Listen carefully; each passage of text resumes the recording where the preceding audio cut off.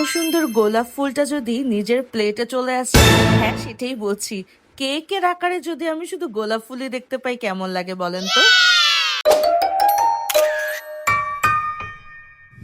তো আমার ভাই ভাবির অ্যানিভার্সারি ছিল, আমি হুট করে ডাইনিং টেবিলে যেয়ে দেখি ও মা, পুরো টেবিলটা জুড়ে শুধু ফুল আর ফুল, এত সুন্দর সুন্দর ফুল। আর এই গোলাপ ফুলগুলো দিয়ে তৈরি হচ্ছে কেক। আমি তো প্রথমে অবাক হয়ে গেলাম, কি ব্যাপার, কেক আবার মানে গোলাপ ফুল দিয়ে হয় নাকি? পরে বললো যে এটা ডেকোরেশনের জন্য। তবে এটা খুবই চমৎকার লাগছিল, ভিতরে পুরোটা চকলেট কেক। কিন্তু এই ডেকোরেশনটা আমার কাছে মনে হয়েছে আপনাদের সাথে শেয়ার না করলেই না। দেখেন, আমরা এত সুন্দর সুন্দর কেক এখন দেখতে পাই ডেকোরেশন করার জন্য।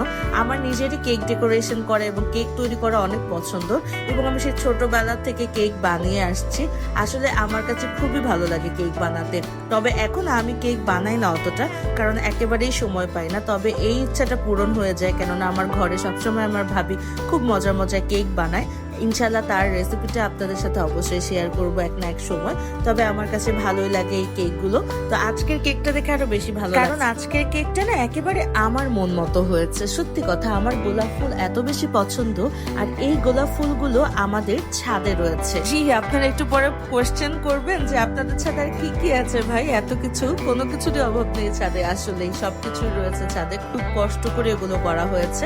আর এই গোলাপ ফুলগুলো আমার খুবই ভালো লাগে, কিন্তু আমি কখনো এই গোলাপ ফুলগুলো ছিঁড়ি না বা হাতও দিই না, কারণ আমি যতটুকু জানি আমার নিজের টেক্স অনুযায়ী যে গাছের ফুল কখনো ছিঁড়তে হয় না, এই জন্য আমি কখনোই গাছের ফুল ছিঁড়ি না। এবং আমি আমার ঘর সাজাতে খুবই পছন্দ করি ফুল দিয়ে। তবে যেই ফুলগুলো কিনে আনি সেগুলো দিয়ে সাজাই, কখনো গাছের থেকে ফুল ছিঁড়ে আমি এটা করি না, কারণ আমার কাছে মন খারাপ হয়। আসলে তাদেরও তো প্রাণ রয়েছে, কেন আমি কষ্ট করে তাদেরকে ছিঁড়বো? তো এটা হচ্ছে বিষয়টা।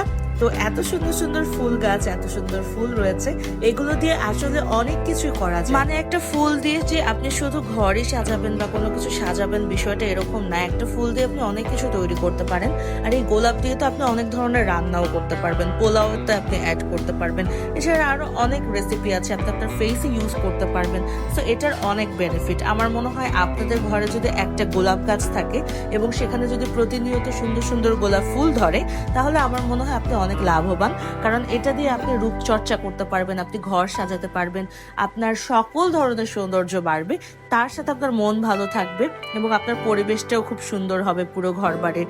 ঠিক আছে, চলে আসি আমি কেকের বিষয়ে। কেকটা পুরোটা হচ্ছে চকলেট মাড কেক, আমার খুবই পছন্দের একটা কেক। আর এই কেকটা বেসিক্যালি কোনো রেফারেন্স অনুযায়ী সে বানাচ্ছিল, সে দেখেছিল অনেকগুলো রেফারেন্স, তারপর সে এইটার প্ল্যানিং করলো যে এভাবে করে না হয় বানাবে।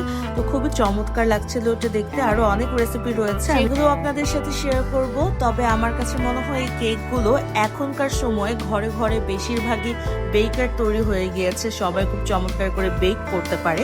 তো এখন আর বাইরে যে সেই এক্সট্রা টাকা দিয়ে, মানে দ্বিগুণ টাকা দিয়ে কেক না কিনে বাসায় একদম হেলদি ওয়েতে কেক তৈরি করে সেই কেকগুলো খাওয়া আরো বেশি ভালো হয় আমার কাছে মনে হয়। কারণ সেই কেকগুলো খেতেও ভালো লাগে এবং সেই কেকগুলো আসলে যেমন খেতে ভালো, তেমন হেলদি ওয়ে, তেমন জানা থাকে যে এটার মধ্যে কি কি দেওয়া আছে। কোনো রকম ডালডা বা কোনো রকম বাজে কোনো ইনগ্রিডিয়েন্টস দিয়ে করা হয় না। তো খুব ইজিলি এগুলোকে খাওয়া যায় এবং খুব মজা করে এগুলোকে খাওয়া যায়। প্লাস এগুলোকে খুব সুন্দর করে রেখেও দেওয়া যায় 2-3 দিনের জন্য অ্যাটলিস্ট।